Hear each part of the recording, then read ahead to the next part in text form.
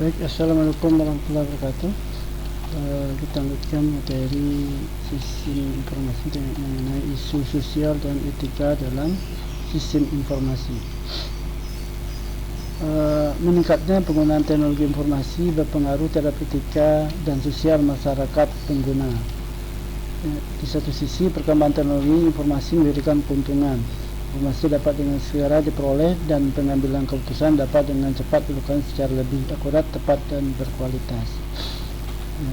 Jadi karena perkembangan teknologi itu berkembangnya dalam ukuran detik, bahkan kalau kita lihat di aplikasi, misalkan di para pengembang itu, kalau Anda lihat misalkan di Google Play itu setiap saat itu ada aplikasi baru bermunculan. Nah, sedangkan di dalam perkembangannya tersebut ada orang mengambil kesempatan dengan cara yang tidak baik atau menggunakan aplikasi tersebut dengan cara yang tidak elok atau tidak beretika. Nah, di sisi lain, maka perkembangan teknologi khususnya meningkatkan masa lalu, yaitu mengganggu hak privasi individu, di mana seseorang yang dia mencantumkan profilnya, maka dia bisa dilihat orang, kemudian orang bisa berkomentar, bisa membuli atau lain-lainnya, kemudian mengakses data informasi dengan cara yang tidak sah. Maka etika dalam informasi pertama kali dibahas oleh Richard Mason sekitar tahun 1986. Itu dia mengungkapkan bahwa etika itu bisa berhubungan dengan privasi, akurasi, properti, dan akses. Kalau privasi tentunya lebih ke hak seseorang atau kerahasiaan seseorang diambil atau disalahgunakan. Kemudian akurasi, ketepatan data, keakuratan data, property ini atas hak milik. Kemudian akses, melakukan akses terhadap aplikasi yang tidak mereka ada izinnya atau ke website yang tidak ada izinnya. Nanti ini kita bahas di bawah nanti secara detail. Selanjutnya kita lihat dulu apa sih moral. Moral adalah tradisi kepercayaan mengenai perilaku yang benar dan yang salah. Jadi melihat benar atau salah. Moral adalah institusi sosial dengan sejarah dan seperangkat aturan. Kita mulai belajar mengenai perilaku moral semenjak kecil. Perilaku lain sebagaimana layanan kita ingin diperlakukan. Selalu ucapkan terima kasih saat kita tumbuh dewasa secara fisik dan mental. Kita belajar mengenai peraturan-peraturan yang diharapkan masyarakat untuk kita ikuti. Aturan perilaku adalah moral kita. Jadi moral ini kalau berhubungan dengan kepercayaan dan budaya sebenarnya. Jadi berarti kalau kepercayaan itu berhubungan dengan agama, ya. Seseorang yang mempunyai agama pasti di dalamnya ada aturan, ada rambu-rambu, ada rule gitu, sehingga mereka harus bisa berjalan, tidak lewat dari border atau rule yang telah ditetapkan oleh agama tersebut. Nah, itu adalah moral. Dan moral juga bisa bermulai dari kebudayaan, ya, masing-masing, ya. Dan itu juga sedikit berbeda, ya. Contohnya kalau di Indonesia misalkan, atau di beberapa daerah itu kalau ketemu orang cium tangan misalkan, atau kalau di kita kepala itu tidak boleh dipegang, ya kan? Tapi kalau di negara lain, contohnya di negara Timur Tengah misalkan, itu kepala itu malah mereka senang kepalanya dipegang, gitu, dan membuktikan rasa sayang dan hubungan keakraban.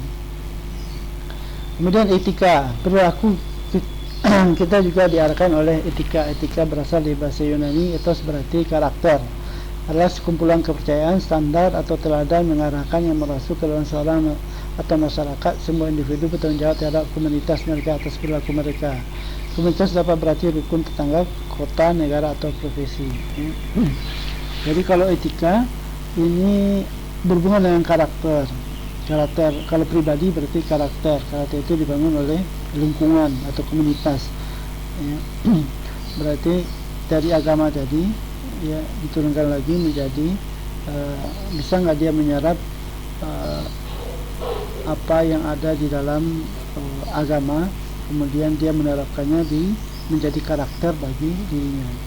Nah, itu bisa menjadi itu secara pribadi itu. Tapi ada juga secara profesi, misalkan ini ada profesi, berarti kalau dia sebagai profesi maka biasanya kalau di kita tuh ada etika profesi, misalkan contohnya etika dokter atau etika insinyur atau etika profesi apa, ya, etika menjadi pengacara, misalkan etika profesi profesi yang lainnya rata-rata mempunyai etika masing-masing, ya, etika wartawan, misalkan. Kemudian etika menurut James M. Moore, analisis mengenai sifat dan dampak sosial teknologi komputer serta formulasi dan justifikasi kebijakan untuk menggunakan teknologi tersebut secara etis, ya. Jadi ini sudah menjurus bahwa dengan perkembangan teknologi ini semua orang sekarang menggunakan IT sebagai alat bantu dan mereka menggunakannya dengan bijak, ya, karena bisa digunakan untuk hal yang benar, bisa juga digunakan untuk hal yang tidak baik. Isu sosial dan etika yang berkaitan dengan sistem. Etika atau etik mengacu pada prinsip-prinsip benar salah mengenai apa yang dilakukan oleh seorang individu sebagai makhluk sosial yang bebas digunakan untuk membimbing perilakunya. Sisi informasi menciptakan peluang dalam melakukan perubahan sosial dalam mengancam eksistensi distribusi kekuasaan, uang, hak dan kewajiban, ya. Karena bisa jadi, ya, nah, uang, misalkan uang sekarang sudah digantikan ada e-money atau ada uang digital, kan? Kemudian masalah etika lain yang terkait dengan sistem informasi, membangun konsekuensi yang dapat diukur sistem informasi, ya. Kemudian menentukan standar untuk menjaga kualitas sistem yang melindungi keamanan individu, masyarakat, mempertahankan nilai institusi yang dianggap penting bagi kualitas hidup masyarakat. Ya, kita lihat 5 dimensi moral di era informasi. Hak kewajiban informasi. Ya, hak kita adalah mendapatkan informasi, kemudian menggunakan informasi itu menjadi apa yang kita butuhkan untuk baik untuk perusahaan atau pribadi. Kemudian kewajiban informasi itu berarti bagaimana Anda mengeluarkan informasi atau mengupload informasi atau menyebarkan informasi dengan cara yang benar dan tidak menyebarkan sesuatu yang tidak benar. Kemudian hak dan kewajiban terkait kepemilikan, ya. Di dalam sistem informasi itu biasanya atau berhubungan dengan hak seseorang di dalam contohnya aplikasi, ya. Seseorang punya aplikasi, kemudian Anda menggunakannya, kemudian padahal itu adalah hak proprietary itu hak yang diakui bahwa kalau Anda makannya harus membayar dengan harga tertentu, ya. Kemudian akuntabilitas dan pengendalian. Akuntabilitas berarti teruji, kemudian bagaimana bisa dikendalikan sisi informasi ini dengan baik. Kemudian kualitas sistem, ya. untuk menjaga sisi informasi itu baik, maka sistem itu harus dijaga baik dari segi sekuritasnya, keamanannya, ataupun dengan keamanan itu bisa secara fisik, bisa secara SDM, ya, bisa secara sistem itu sendiri, sehingga bisa aman dari segala gangguan. Kemudian kualitas hidup, ya, dari semua yang di atas, maka akan didapatkan bahwa orang menggunakan informasi itu bisa mendapatkan mereka keuntungan, contohnya YouTuber misalkan, atau dari Instagram, ya, Telegram dan lain, berarti dengan itu mereka bisa hidup. Kemudian tren teknologi yang menimbulkan isu etika, ya, kecepatan komputasi berlipat 2 kali setiap 18 bulan, ya, sehingga dampaknya semakin banyak perusahaan yang bergantung pada sistem komputer dalam menjalankan kegiatan utamanya. Untuk perusahaan yang menengah ke atas, ya, bahkan UKM sendiri itu sudah menggunakan sisi informasi, ya, sehingga ya memang segala kegiatan sekarang berhubungan dengan sisi informasi. Biaya penyimpanan data menurun dengan cepat. Perusahaan dapat dengan mudah memelihara secara terperinci masing-masing database-nya. Ini keuntungan. Kemudian kemajuan analisis data, ya. Perusahaan dapat menganalisis data dan jumlah besar tentang saluran guna dikembangkan menjadi profil perilaku mereka, ya. Ya, data ini sekarang sudah berkembangnya dengan cepat, maka sekarang ada namanya teknologi namanya big data, di mana datanya bisa disimpan dalam ukuran yang besar, kemudian bisa dalam bentuk jenisnya bisa bermacam-macam, dan kecepatannya juga cepat, ya. Namanya volume, variety, dan velocity, sehingga itu disebut dengan big data, ya. Nah, penggunanya bisa banyak, ya, karena sekarang dengan adanya big data itu informasi tidak ada yang dihapus, karena mereka menganggap dengan big data itu residu dari data itu bisa jadi nanti dipergunakan, ya.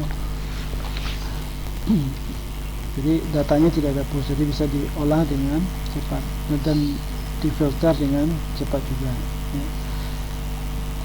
Ya, contoh datanya bisa dalam bentuk apa aja, ya. Contohnya sebuah perusahaan, misalkan Pindad, dia membuat sebuah senjata, ya, untuk kapal. Kemudian dia harus menembak sebuah mobil atau motor yang bergerak di pinggir pantai misalkan. Berarti apa? Dia harus mendapatkan dari komputer senjatanya, dia harus mendapatkan pada saat itu kecepatan angin berapa, kemudian kecepatan mobil atau motornya berapa, kemudian jaraknya berapa, baru dia menembak dengan tepat. Dia diolah sehingga dia bisa menembaknya dengan tepat. Kemajuan teknologi menyalin data dari satu lokasi ke lokasi yang lain dan mengakses data pribadi dari lokasi yang lebih mudah, ya. Kemudian etika dalam masyarakat informasi. Pilihan etika dalam putusan-putusan dibuat oleh individu yang bertanggung jawab atas konsekuensi tindakan. Pertama, responsibility, tanggung jawab, merupakan elemen utama dari tindakan etika, mengandung bahwa Anda akan menerima kemungkinan biaya akan timbul dari tugas atau kewajiban yang dibuat. Kemudian akuntabilitas, fitur sistem dari industri sosial. Hal tersebut berarti ada mekanisme yang sesuai dengan menentukan siapa yang bertanggung jawab mengambil tindakan dan siapa yang bertanggung jawab terhadap keputusan tersebut. Liabilitas merupakan perluasan konsep dari responsibility yang mengarah pada jauh ke bidang hukum. Liabilitas merupakan fitur dari sistem politik di mana satu badan hukum di suatu tempat mengizinkan seseorang untuk menerima perbaikan kerusakan terjadi pada dirinya atau disebabkan orang lain, sistem maupun organisasi. Kita masuk ke analis etika, ya. Pertama itu identifikasi gambaran fakta secara jelas, ya.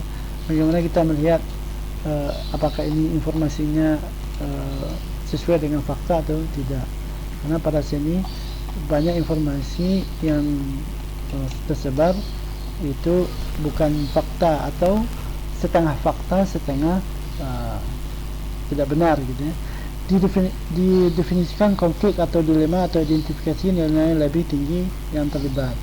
Kemudian identifikasi pihak yang berkepentingan, identifikasi pilihan beralasan kuat bisa diambil, kemudian identifikasi konsekuensi yang mungkin terjadi. Itu langkah-langkah dari kalau kita menganalisis etika. Kemudian kita lihat prinsip-prinsip utama dari etika. Perilaku orang yang seperti yang kamu inginkan orang lain memperlakukan kamu. Jadi perlakukan orang lain seperti kamu inginkan. Seperti jadi ini disebut dengan golden rule, aturan emas. Ya. Jika suatu tindakan tidak pantas bagi setiap orang, tidak pantas bagi seseorang. Kemudian jika seseorang tidak akan dapat dilakukan dengan berulang-ulang, maka tidak dapat dilakukan secara menyeluruh. Ambil tindakan yang beri nilai yang lebih tinggi atau lebih besar. Ya. Kemudian ambil tindakan memberikan kerugian paling sedikit atau biaya paling murah. Asumsikan bahwa seluruh benda baik yang berwujud atau tidak berwujud adalah milik seseorang sampai deklarasi spesifik menyatakan sebaliknya. Kemudian kode etik profesional. Kode etik adalah janji berdasarkan profesi yang mengatur kalangan profesional dengan kepentingan umum masyarakat. Kelompok profesional tergantung jawab terhadap aturan khusus terkait profesi mereka dengan menentukan tingkat kualifikasi dan kompetensi yang dibutuhkan. Ya. Biasanya kode etik profesional itu dikeluarkan oleh komunitas. Ya. Tapi kalau berhubungan dengan pemerintah, mereka ada kode etik tersendiri juga. Jadi kode etik itu untuk profesional sesuai dengan profesinya masing-masing. Seperti yang sudah dibicarakan tadi bahwa misalkan dokter punya komunitas atau organisasi sendiri, contohnya ID, ya, atau pengacara punya komunitas atau organisasi sendiri, ya, yang mengeluarkan kode etik tentang profesi mereka. Dilema etika dalam dunia nyata. Banyak perusahaan telepon berskala besar, contohnya di Amerika Serikat, menggunakan teknologi informasi untuk mengurangi jumlah tenaga kerja. Karena secara otomatis itu akan menimbulkan efek terhadap SDM. Ya. Contohnya dulu sebelum ada e-money, maka kalau kita pergi ke tol, itu setiap pintu itu ada orang yang menjaganya. Biasanya paling sedikit itu ada 3 atau 4, ya, anggap aja 3 pintu, berarti ada 3 orang yang menjaga. Biasanya mereka ada 3 shift, berarti minimal mereka 3 kali 3 berarti 9 orang, tambah mungkin satpam 2, 3 lagi, berarti sekitar 12 sampai 15 orang satu pintu tol. Nah, sekarang dengan adanya tol, maka seluruh pekerjaan mereka ya paling tinggal satpam aja, 2 orang atau 3 orang yang ada di sana, ya, sehingga banyak SDM yang tersingkirkan dengan adanya teknologi ini. Kemudian banyak perusahaan mengawasi apa yang dilakukan karyawan di internet untuk mencegah mereka membuang sumber daya perusahaan bagi kegiatan dan tidak ada hubungannya dengan bisnis, ya. Jadi beberapa perusahaan menerapkan pembatasan atau filter terhadap kegiatan di internet di sebuah perusahaan, ya. Biasanya bisa dikelola oleh beberapa aplikasi, contohnya pakai filter aplikasi Squid, ya. Jadi bisa mereka membatasi, ya, misalkan berdasarkan jam, ya, internet cuma bisa dari jam 1 sampai jam berapa misalkan, atau berdasarkan situs yang boleh diakses, cuman ini A, B, C, D, ya. Jadi bisa kemudian mereka bisa juga melihat apa saja yang diakses oleh ini lewat dari log dari Squid tersebut. Kemudian Facebook mengawasi pengikutnya, kemudian menjual informasi. Nah, ini ada kasus sebelumnya, ya. Ini kasusnya belum, ya, apakah dijual ataukah dihack oleh orang, ya. Kemudian dalam dimensi moral dalam sistem informasi, ya, hak informasi, privasi, kebebasan di era internet, ya. Privasi adalah hak seorang untuk tinggal orang seorang diri bebas dari pengawasan maupun campur tangan pihak lain ataupun organisasi termasuk negara. Hak kekayaan intelektual, rahasia dagang. Ya, setiap produk karya hasil intelektual, formula, perangkat pola, kompilasi, data digunakan untuk tujuan bisnis, bukanlah informasi yang dapat diakses secara umum. Hukum rahasia dagang melindungi ide pokok dalam pengajian satu produk, hanya menginspirasi mereka. Ya. Jadi rahasia dagang itu bisa juga dianggap sebagai hak kekayaan intelektual. Kemudian hak cipta dijamin oleh undang-undang melindungi pencipta karya intelektual dari tindakan duplikasi yang dilakukan oleh pihak lain dengan tujuan apapun sepanjang hidup pencipta karya tersebut tambah 7 tahun sudah kematiannya. Jadi hak cipta contohnya Anda membuat sesuatu yang belum ada, kemudian Anda daftarkan hak ciptanya, maka lamanya adalah selama Anda hidup ditambah 70 tahun sudah kematiannya. Ya. Begitu juga dengan contohnya yang paling ini sekarang obat lah ya, amoxicillin itu dibikin oleh sebuah perusahaan, ditemukan kemudian sudah lebih dari 50 sampai 70 tahun, maka sekarang sudah bebas, maka kita bisa bikin obat generik itu karena hak patennya sudah habis, sehingga bisa dibikin obatnya, jadi lebih murah harganya. Kemudian paten, kekuatan pelindung hak paten adalah memberi hak monopoli terhadap ide konsep terkandung pada perangkat lunak tersebut. Ya. Hak paten itu biasanya setelah hak ciptanya kemudian didaftarkan, kemudian mereka bisa menjualnya, memberi monopoli. Contohnya sistem operasi lah ya, sistem operasi Windows itu ada patennya, sehingga kalau Anda menggunakannya itu harus berbayar ya. Anda menginstal Windows, kemudian berarti Anda harus bayar beli Windowsnya, kemudian Anda beli Office-nya, beli Photoshop berarti beli Photoshop-nya, beli yang lainnya berarti ada hak cipta di situ, kemudian yang sudah dipatenkan, sehingga harus ada bayaran atau harus ada effort lainnya. Tantangan bagi hak kekayaan intelektual, akuntabilitas, reliabilitas dan pengendalian. Kualitas sistem, kualitas data, kesalahan sistem. 3 sumber dari kinerja sistem yang bobrok adalah celah, kelemahan, kesalahan pada sistem, kegagalan perangkat keras atau fasilitas lainnya disebabkan oleh alam maupun penyebab lainnya. Kualitas input data yang buruk, kualitas hidup, keadilan, akses dan keterbatasan. Contoh program etika. Jadi hampir di banyak perusahaan yang menggunakan model etika masing-masing perusahaan. Ya.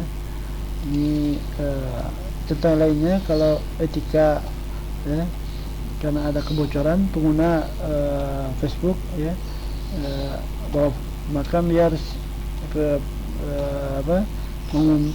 Facebook harus mengumumi bahwa mereka sebenarnya adalah melindungi data penggunanya ya. Kami minta menjawab pada data Anda dan yang kami tidak gunakan, maka kami tidak akan layak melayani Anda.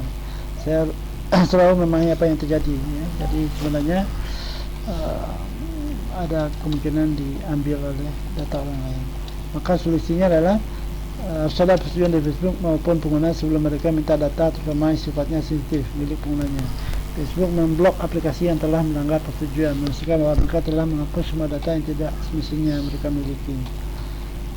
Baik, itu dulu untuk pertemuan dapat ini, mudah-mudahan bisa dipahami. Assalamualaikum warahmatullahi wabarakatuh.